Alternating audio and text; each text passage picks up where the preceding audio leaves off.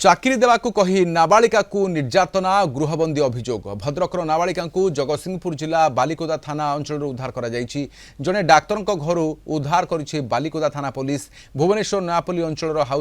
House nursing agency Subhashree Swain Bhadrak जिला बंतला अंचल जने नाबालिका को भुवनेश्वर में चाकरी देवाकू कही आनी बालिकोदा अंचल जने अवसरप्राप्त डाक्तर घरे काम करने को छाड़ी देथिले। गत 15 तारिख बालिकोदा अंचल डाक्तर महेश्वर प्रधान घरे काम करुथिले नाबालिका पीड़िता। तेबे डाक्तर परिवार लोके पीड़िता ठीक भाव में खाइबा न देवा, तल घर को न छाड़ा, फोन जोगे कथा कराई नदेवा सहित मानसिक निर्यातना देउथुबा अभियोग करथिले। ए संपर्क में नाबालिका जनक निज बापा को लुचि फोन करिबा परे परिवार पक्षर बालिकोदा थाना रे अभियोग होइतिला। अभियोग पाई बालिकोदा पुलिस संपृक्त डाक्तर घर नाबालिका जनक को उद्धार करने सहित केउ परिस्थिति रे एवं किपरि नाबालिका को काम कराउथुले एथिरे किए किए संपृक्त अछंती ताकू नै तदंत करुछि बालिकोदा थाना पुलिस।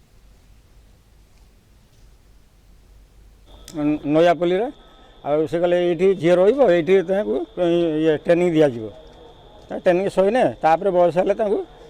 चाकरी दिज्व कम दिज्व मुझे छाड़ी मो गाँव को पुणी पलैनी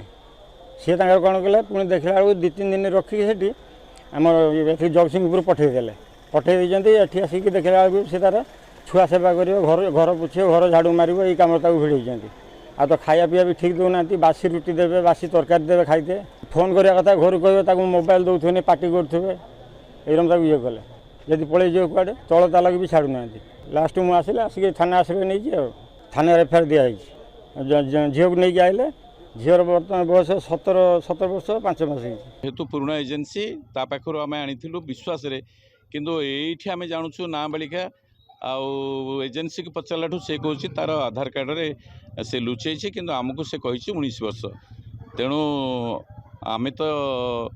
चाकरिया लोक आमको तो एजेन्सी आने किसी असुविधा नहीं। जदि एभलिया गोटे परिस्थिति उपजुची नेचुराली आमको खराब लगुच फ्यूचर एमती न होगापी आम निश्चित सतर्क रही। मु गोटे रिटायर्ड सीडीएम मो झील जड़े डाक्तर भगवान मत भल रखिंट मो मानसिकता बहुत भल मु केबे काहाकू जीवन में हैरान करी नहीं झीलटा को निर्यातना देवा यहाँ तो कभी संभव नुहे। जो मैंने मो संस्पर्श आसती से जानती मु काहाकू केते निर्यातना दिए यहाँ संपूर्ण भाई भूल।